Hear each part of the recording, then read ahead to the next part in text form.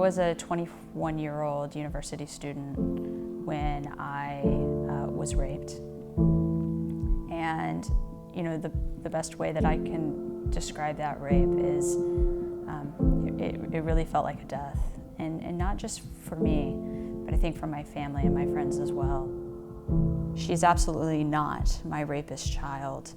She is my child.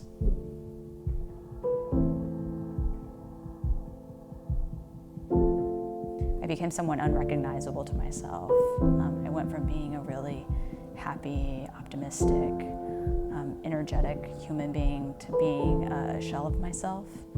Someone who was constantly afraid and scared, and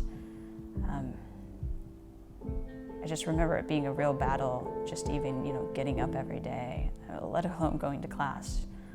Just existing seemed really difficult. For me, evenings were the worst immediately after my rape, because those were the times when I couldn't be around people, because everyone would be sleeping. And I remember in those times, and strange what you remember, I would sometimes go into the bathroom, and I would lay on the cold floor of the bathroom, because for some reason, being there on the cold floor would remind me that I was alive. Not too many weeks after my rape, I ended up finding out from my doctor that I was pregnant. I remember in that moment being really shocked, really surprised, wondering how I would be able to handle this. I was 21, felt very young.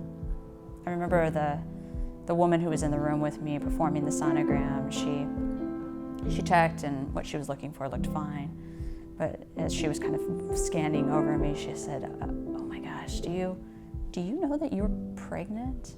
And I told her, "Yeah, I know that I'm pregnant." And she said, well, look here, you can see the image." And at that point in time, the image was almost next to nothing. It just couldn't look like a mass on a screen, except that I noticed that it was vibrating very, very quickly. And I asked her, is everything okay? And she said, yeah. In fact, it's really kind of fun at this age, because the baby is so incredibly tiny that every single time its heart beats, it vibrates its entire body. And she said, here, let me have you listen. And she flipped a switch, and I just heard ba-boom, ba-boom, ba-boom, ba-boom, ba-boom, ba-boom, ba-boom. And it was just really, really, really a touching moment. And I remember saying to her, that baby is all heart. And it was amazing to me that this body that otherwise just felt so dead was somehow fostering and growing life. It became a sort of a hope for me, a little bit of a light, maybe something to look forward to in what was otherwise looking to be a really kind of miserable future. I felt like we were kind of survivors together from this horrible experience.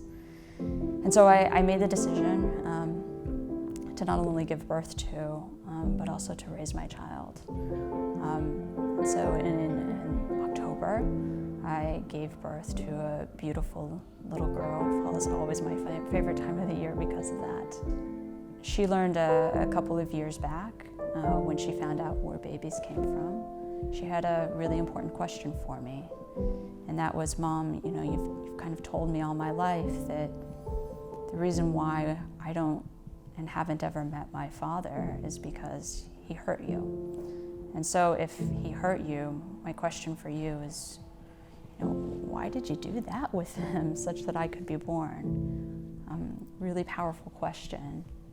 So I had to tell her, baby, when I told you that he hurt me, what I meant is that he hurt me because he forced me. And she just started bawling, crying. And she said, Mom, I'm so sorry that happened to you, but at least you have me. You see, my little girl was crying because of what happened to me. She wasn't crying about anything that said about her or her value. In fact, my daughter kind of loves her conception story, not because of what happened to her mom. That's always difficult, but because she likes to hear about this little person, her, that came into this world that brought so much light to me and to my parents and to my friends, and just really helped to heal us all.